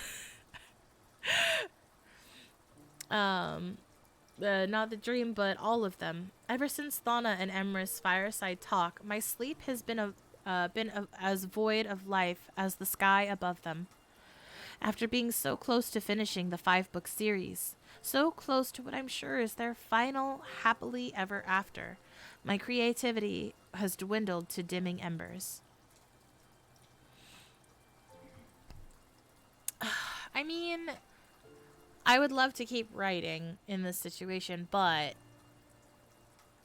forcing it is just going to be another flying monkey situation. So I'm going to say get some rest. Actually, can I save? I haven't saved at all. I should... oh, wait, no, not quit. Return. Let's get some rest. I set down my cider with a huff and rubbed my hands against my cheeks. You can do this. You have to stop overthinking it. Sleepiness weighs down my mind as I stand, pulling me closer to the realm of unconsciousness. I make my way across the small room toward my bed, but as I walk past the window, a dark shape catches my eye. I stop.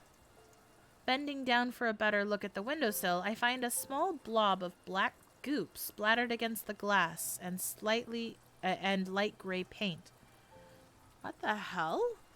Gross. I reach over my desk to grab a tissue. The goop doesn't wipe up easily, instead, smearing across the surface and contaminating 2 more tissues before I'm satisfied. I chuck the remains in my trash, lined with mounds of crumpled notepaper. With a heavy yawn, I approach my bed once more, peel back the rust orange covers, and let out a determined sigh. You're going to dream.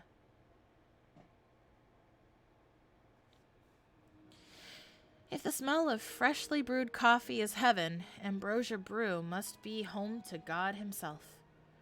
Wedged directly between my apartment and the library, the coffee shop occupies the perfect spot for getting my caffeine fix first thing in the morning, or after a long shift of slinging books. Tuesday morning, as the sun begins to wash the earth in sleepy light, that's exactly where I find myself. It's the 3rd day I've walked by the business since the break-in, but its battered appearance still catches me off guard. A heaviness plagues my heart at its messy state, though the steady stream of patrons entering and exiting the establishment brings a smile to my lips. My expression brightens further when I step inside to find a line at the register and every table filled. Excited chatter buzzes through the air, adding to the soothing atmosphere that my creativity thrives upon. Usually at this hour of the morning, I would mutter under my breath in annoyance at the line that stands before my dose of caffeinated delight, but today is much different. Instead, the crowd swells my heart with pride for Bobby, who zips around behind the counter to fill ever-increasing orders. By the time I approach her, as the final customer of the morning rush, she's leaned against the granite surface to catch her breath. She looks ready for a break, and I'm positive our daily coffee date has come at the perfect time. Not too shabby for your first day back. Bobby laughs while she drums her fingers against the register. I knew customers were waiting for us to reopen, but I didn't expect this. Hold on, I need a drink because my voice is cracking.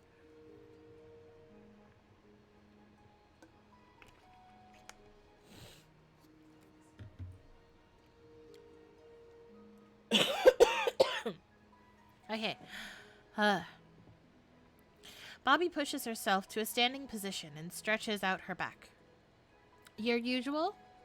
I nod, and she wastes no time in hollering to the kitchen for a breakfast wrap and an extra large pumpkin spice latte. Holding back a laugh, I reach for the zipper of my purse. Bobby's curls bounce back and forth with a shake of her head. Oh no, dungeon masters eat free. What? Where is that rule? What is that a real life rule? Listen.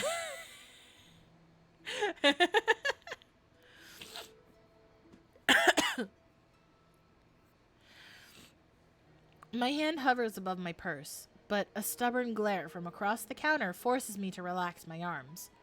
And for now, I'll leave a hefty tip in the jar beside the register next chance I get. Hell yeah! With one eyebrow raised, Bobby peeks beyond me. Where's your little shadow? Haven't seen much of him lately. My shoulders sag. Jensen had to call off the last couple days. Any idea why? Sick, I guess. It's not like him. Free food is the real MVP. It definitely is! Free food is the best. A pained smile crosses my lips as I notice the worried lines creasing her forehead. I know by the concern floating behind her eyes that we're thinking the same thing. The library had enough staff turnover before Jensen came along. The last thing I want is to put out another job advertisement. I hope he's all right. Bobby tries to mask her expression by adding an extra bounce to her words. Between the two of you, you keep this place afloat. I turn to survey the interior of the coffee shop, still buzzing with patrons in every seat. When I swivel my head back to the counter, Bobby fights a shit-eating grin. I doubt it's only us. Either way, Jensen hasn't said anything about not coming in today, but if he doesn't show up, I'll give him another call after closing. The swinging kitchen doors burst open behind Bobby, who jumps at the sudden interruption. A short woman with a glittering smile and eyes so green they put the Emerald City to shame steps past her with my order in hand. She sounds adorable. As she pushes the coffee and to-go bag across the counter, strands of chocolate and crimson-highlighted hair fall from her bun, grazing her shoulders before she tucks them back behind her ear. Thanks, Iris. When Iris nods and turns to make her way back to the kitchen, I can't help but notice the way her eyes sparkle when they meet Bobby's. Aw, cute. For a moment, they share a bashful expression before the shorter woman pushes through the swinging doors once again.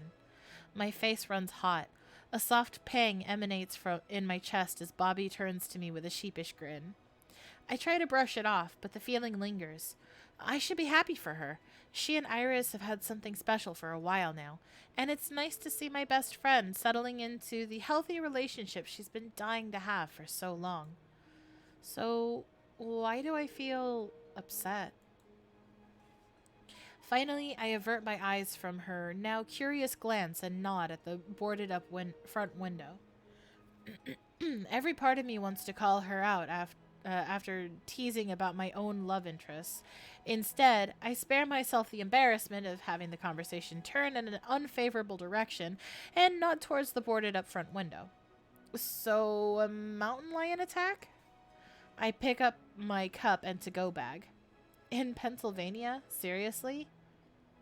Bobby rolls her eyes. That's what the police told me. It's a cover-up! It's a conspiracy! Someone's in on it! She casts a glance back at the kitchen door before removing her argyle apron and stepping out from behind the counter. Once she motions for me to follow, we stroll down the length of the shop, careful to keep our voices hushed under the diner's chatter. I nudge her with my elbow. They do realize eastern cougars are extinct, right? Who the hell knows? Bobby drapes her apron over her arm and lets out a long huff. But I'll tell you one thing. Even when I lived in Colorado, I'd never heard of a mountain lion roaming this far into town, let alone maul some poor soul on the street, smash a coffee shop window, and drag the body inside. Just the thought makes my stomach twist. Unwrapping my breakfast no longer sounds appealing. We stop beside the front window, and I can't help but notice how much darker this part of the shop seems without sunlight beating upon us. It's almost fitting, as if the business itself is mourning the loss of the dismembered young man found in a pool of blood not far from where we stand. The section of floor has since been covered with a mocha-colored throw rug, and I can't stomach the thought of why it was put there. Bobby's sigh brings me back to reality. As she pulls up the photo gallery on her phone, I lean closer. And what I really don't understand is what kind of mountain lion would leave this behind? I didn't think my stomach could constrict into tighter knots until the sight on her screen makes me feel like I swallowed a boa. The clip is short, no more than 20 seconds. A circle of black goop bubbles on the wooden floorboards with gelatinous gray mounds in its center. You mean like the black goop we found on our windowsill? Bobby's hand comes into view as she uses one of her extra long plastic straws to flick the gunk upside down. It flops like rubber, wiggling as more goo oozes from underneath. What? It's enough to make me consider tossing my breakfast into the nearest trash can. However, there is something about it that almost seems familiar. I stare at the clip, willing my brain to recall where I would have seen something so gross, right? The goop is everywhere! It's everywhere! Is the goop gonna swallow us up? Is the goop gonna come for us? Is it alive?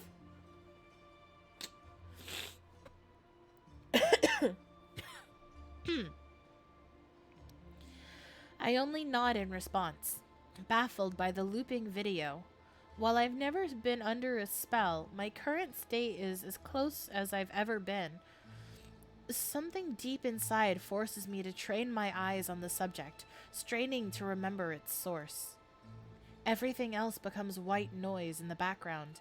Even the scent of roasted coffee is almost non-existent while I stare blankly at the image. It takes Bobby yanking the phone away to snap me back to reality. Hoo hoo hoo! I love a main character falling into a trance when looking at something suspicious. Because I use that in my writing too. I love it. It's so good.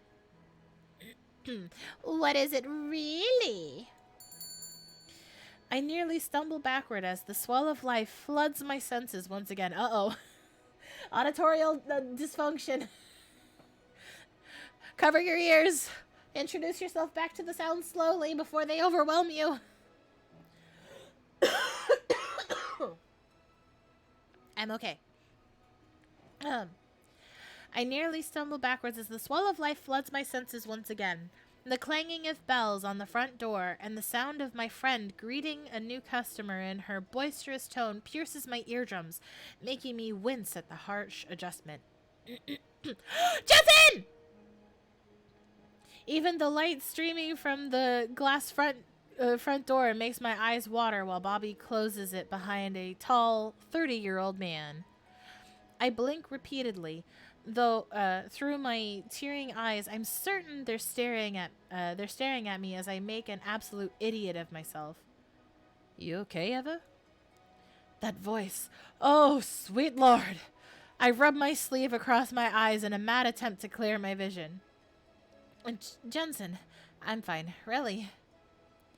The concern plaguing his face proves he doesn't believe my words. Jensen flicks his gaze between Bobby and me, clutching the strap of his leather book bag. I clear my throat. How are you feeling? You've had us worried. He shoves his hands into the pockets of his jeans. Dark circles hang below his eyes, and his complexion is oddly pale, but his infectious smile lights the room regardless. Much better. I'm not really sure what's going on, but I'm back. Searching for your caffeine fix, I hope. She nudges him with her elbow, willing him to go further inside the coffee shop. Spitting on her heel, she saunters back to the front counter and ties the apron back around her waist. Jensen's eyes linger on me with curiosity. Unwelcome warmth returns to my face, which I try to hide behind a swig of my latte.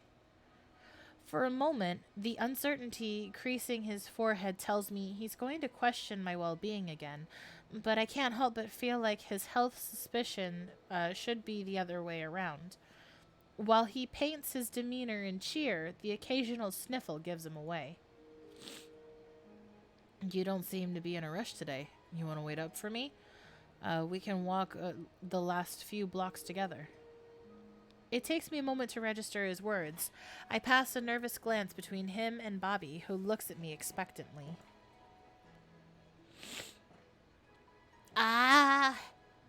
But no. I want to know about the goop, but also Jensen. Jensen's back, and I'm excited. I want to know what happened. Where did your spidey senses lead you? That would be lovely. It's the first time in 6 months since Jensen arrived in Havenwood that we walked to work together, and it feels like a crime that we haven't done it more often. Jensen is the perfect company. Though the remaining distance to the library is short, he keeps our pace so that we have time to enjoy each other's presence, while also getting to our destination in plenty of time. Except it still goes by too fast. I'm impressed by how easily he converses. filling just the right moments with banter, yet not blabbering on for so long that we miss the signs around us, or the sights around us. Havenwood has such beauty early in the morning when the sun's rays wash the world in a golden hue. This background is gorgeous. Excuse me. It looks deceivingly warm for such a nippy October day. But the latte I clutch in my hands and the company I hold keeps my cozy meter just the right level. We round the corner to find the library a block away. The sun hangs just above the library's roof, casting long shadows down the street while searing my eyes at the same time.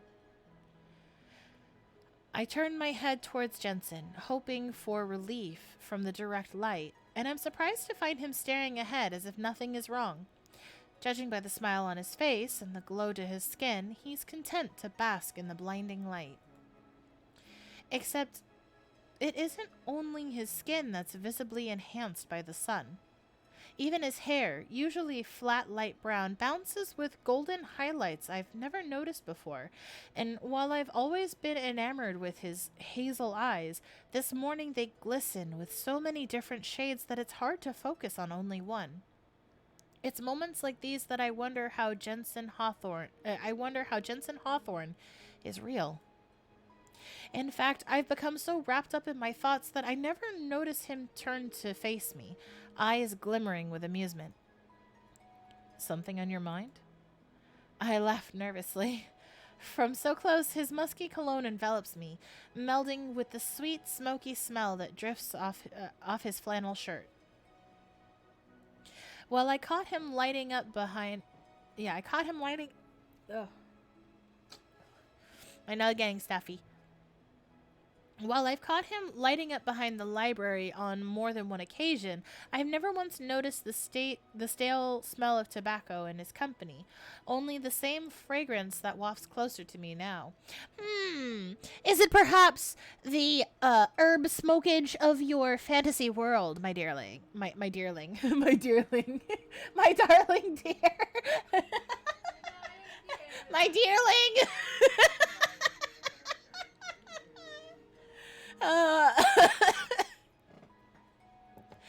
I'm okay. We have hit the 2-hour mark. I might have to stop soon, but we'll see. Something about it is almost intoxicating. So much so that I don't notice my own giddy smile until his chuckle gives it away. A few days away from him have made me forget how well acquainted he is with my awkwardness, turning my brain into an echo chamber of Bobby's teasing words. He's not my type is probably the biggest lie I've ever told, yet somehow I managed to say it with such a straight face that I've almost convinced myself that it's true. As we approach the library steps, Jensen pauses in his tracks and shifts the coffee cups in his hand as he awaits my response. It's easier for me to take in the world around us in the shadow of the stone canopy, though I still feel the urge to rub my adjusting eyes. Without the brilliant light bouncing off his features, he's lost his sun-kissed glow, as if the colors that suddenly appeared never existed at all. Maybe I'm losing my mind. But if I drained what's left of my sanity, there can't be any harm in taking the one chance my normal self would have lacked the courage to attempt. Yo! But I can ask him out, though?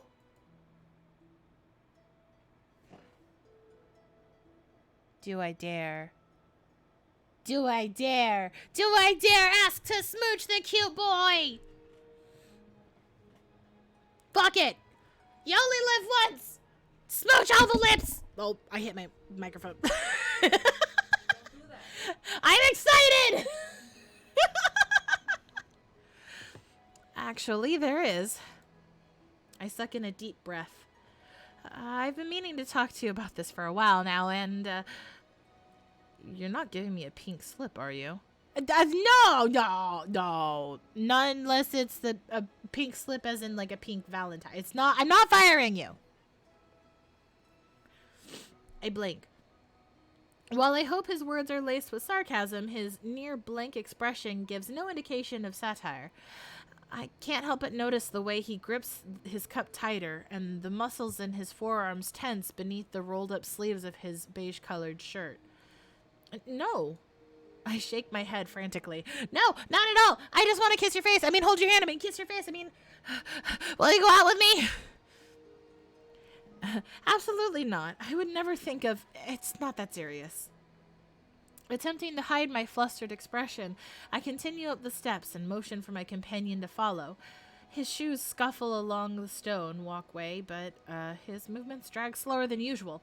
I unlock the front door for an excuse to take a deeper breath. Does he really think I'm going to fire him? Maybe I'm terrible at this. What I wanted to ask is if you want to meet up sometime. I hold the door open, wide enough that he can walk through with his hands full.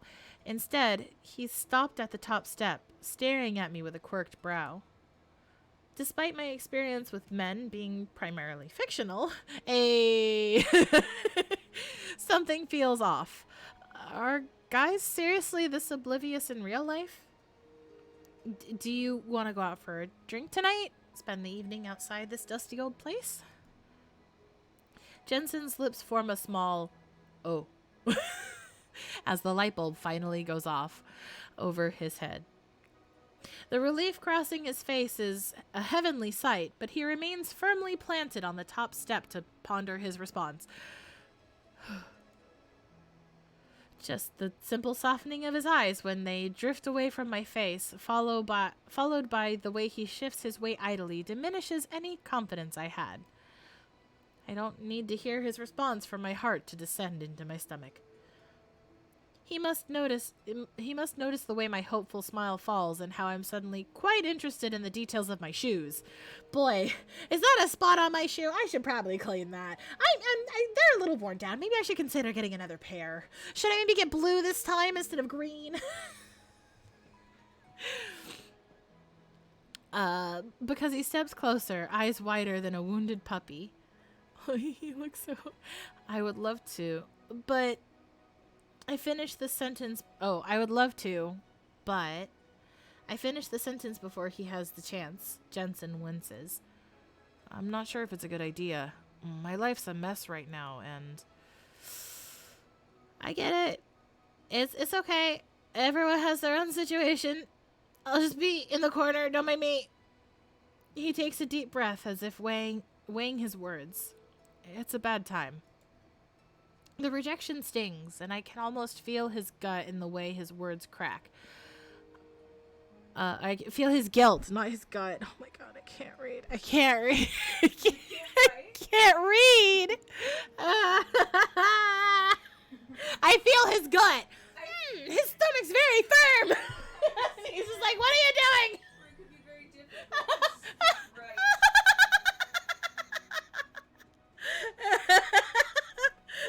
Let me check for some washboard abs real quick. While I'm being rejected, I might as well make this more awkward for myself.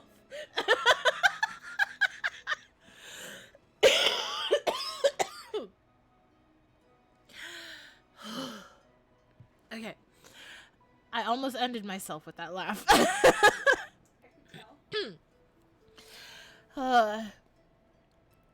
I can almost feel his guilt in the way his words crack, but he doesn't continue. I open the door wider, nodding for him to go inside. Jensen gnaws on his lower lip before taking the hint and shuffling past me towards the circulation desk. I think we're gonna stop it there with the rejection. We're gonna pick up next week, because I want to play everything in this demo, and if we finish early, then I can grab something else to play, but I like it so far. I hope that I'm not stopping, like, super close to the end of the demo, but yeah, I'm absolutely gonna finish this. Oops. Ugh. One last time in the Oh, good. I have ways to go. Yes! More content! One last time in the chat, just for anybody who is watching or who watches later or anything like that. Check out the Kickstarter that's still ongoing. Try out the demo. Give it a try. Check them out on Twitter. Everything is really good so far, and I love the artwork. I love the writing. Everything is like really pretty. I'm really excited to see this game come together, and I want to support it with everything I can. So, you guys, give it. I don't know how to sign off. I'm just as awkward as our girl Eva. Excuse me. But thank you everybody for joining for part 1 of the demo. We're gonna continue next week, and hopefully next week I won't be sick, so you won't have to deal with me coughing the whole stream. We'll see. But thank you for hanging out tonight at the Mimic Manor. I always enjoy seeing you guys hang around, and I hope to see you tomorrow for some more Zero Escape Virtue's Last Reward, because that is also technically a visual novel, so it counts for Novella November. But in the meantime, you guys stay happy, stay healthy, stay hydrated. I'm trying to get back on that task. And take care of yourselves. No, thank you. I'm gonna go eat some soup and then go to bed so I can sleep all of this off. But you guys have a good one, and I'll see you next time. Bye!